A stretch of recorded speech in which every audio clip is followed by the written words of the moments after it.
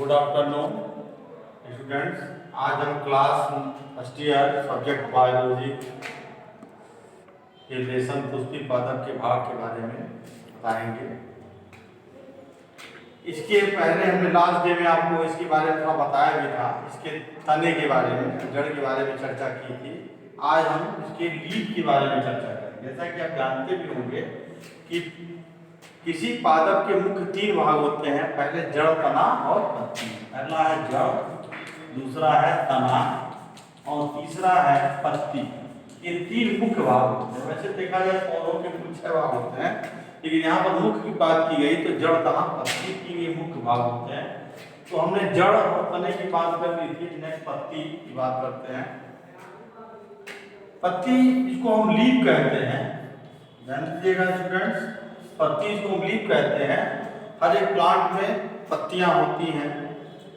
पत्ती का मुख्य कार्य क्या होता है? भोजन बनाना। इसका मुख्य काम है भोजन का बनाना।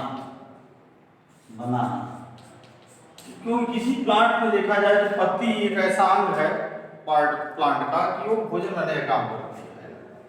अब देखिए, आपको थोड़ा सा आपको ध्यान दीजिएगा, भोजन पत्ती कैसे बनाती है। पत्ती के अंदर 2 पार्ट होते हैं। रंध्र क्या नाम आपने सुना होगा, और शिरा विन्यास। ये 2 चीजें होती हैं, शिरा विन्यास।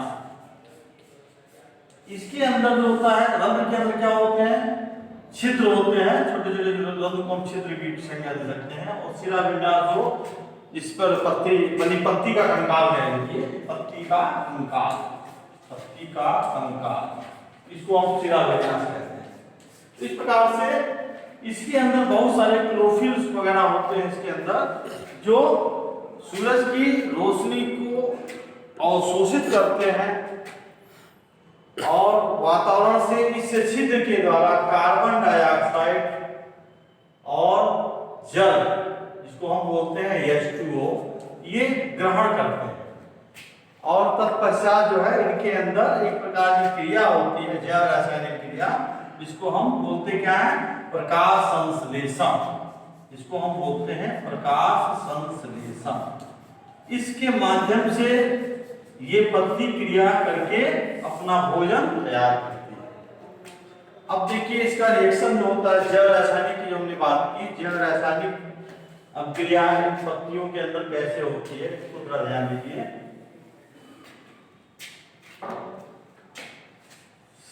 6CO2 + 12H2O यहाँ पर बन जाता है क्लोरोफिल, जो पत्ती के अंदर पाया जाता है, क्लोरोफिल।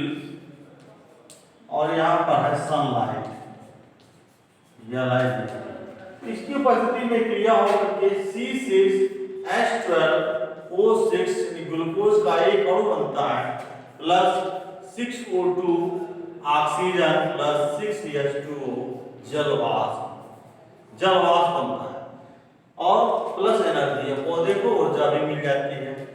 अब देखिए, जो 6H2O की जो हमने बात की, तो ये H2O रंध्र जो छिद्र स्टोमेटा को कहते हैं, इनके द्वारा वाष्पित होकर के विभाग पत्ती क्या करती है?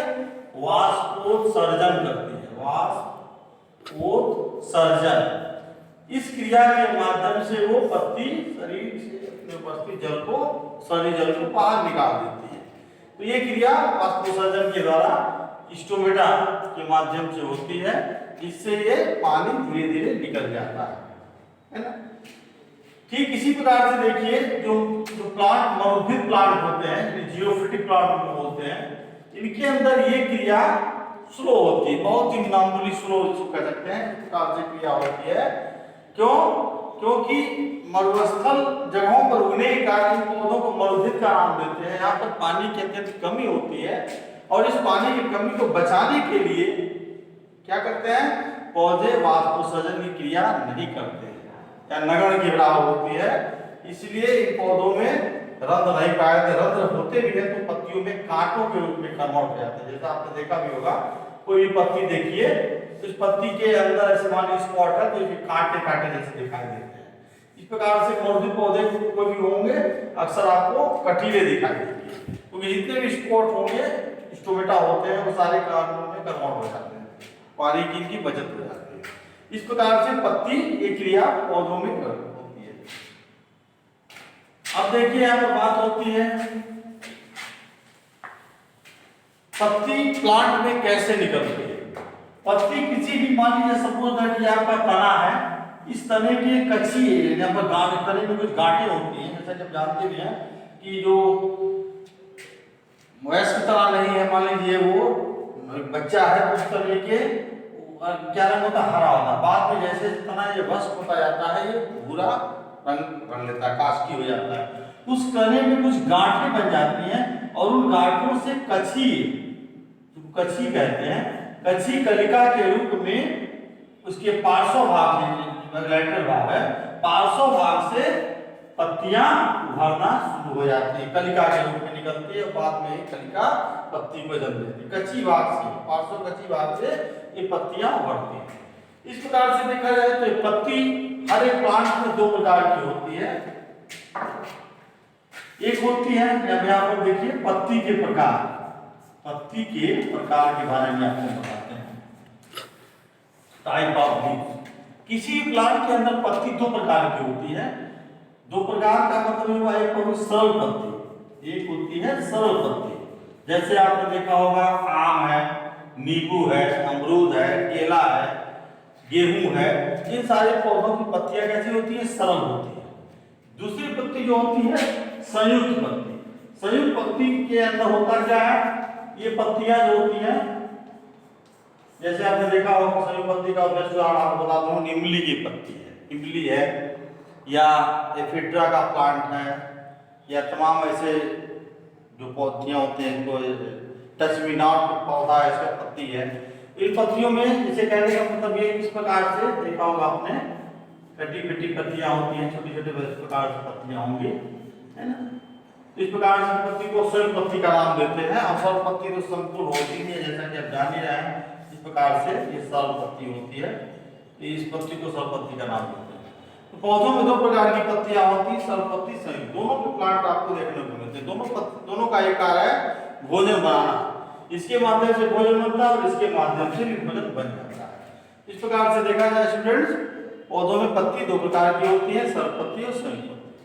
अब देखिए हर पत्ती के अंदर स्टोमेटा की बात हमने बताई आपको, स्टोमेटा पाए जाते हैं। इसके अलावा शिरा विन्यास वगैरह उसके अंदर होते हैं। अब ये पत्ती के भाग, हर पत्ती के मुख्य तीन भाग होते हैं। पत्ती के भाग, पहला होता है पर्णपराग या पर्णवृंत कह लीजिए इसको, पर्णवृंत भी आप कह सकते हैं। पहला पार्ट है पर्णवृंत का। दूसरा होता है पर्णाधार, पर्णाधार, और तीसरा होता है पर्णवृंत, पर्णाधार, पर्णाग या पर्णशिरा कह सकते हैं इसको, आप पर्णशिरा भी कह लीजिए। इस प्रकार से हर पत्ती के अंदर तीन भाग होते हैं। पहला पर्णवृंत का, दूसरा पर्णाधार का, तीसरा होता है पर्णशिरा का। ये हर पत्ती के तीन भाग होते हैं। पर्णवृंत की जो बात हमने की है, पर्णवृंत जैसे मान लीजिए कोई स्टेम है, स्टेम के गांठ वाले पार्ट से देखा होगा आपने पत्ती निकलती है। हर पत्ती के, जैसे यहाँ देखिए आप, इस प्रकार से पत्ती है, तो पत्ती का एक डंठल होता है ना, तो डंठल के हिस्से को पर्णवृंत कहते हैं। और पर्णाधार जो होता है, ये आपका जो ये देखिए किनारे का जो सिरा होता है, ये पर्णाधार होता है। लास्ट वाला सिरा होता है पर्णशिरा कहलाता है। इस प्रकार से ये पत्ती के पार्ट होते हैं, पर्णवृंत, पर्णाधार और पर्णशिरा। इसको पर्णाग भी कहा जाता है। किताबों में आपको पर्णाग की भी संज्ञा देखने को मिलेगी, पर्णाग कहते हैं। इस प्रकार से उसकी पादपों में ये चीजें पाई जाती है। आगे इसके बारे में बताएंगे आपको। फिलहाल इसके आइए नेक्स्ट जो है पत्ती का जो भाग है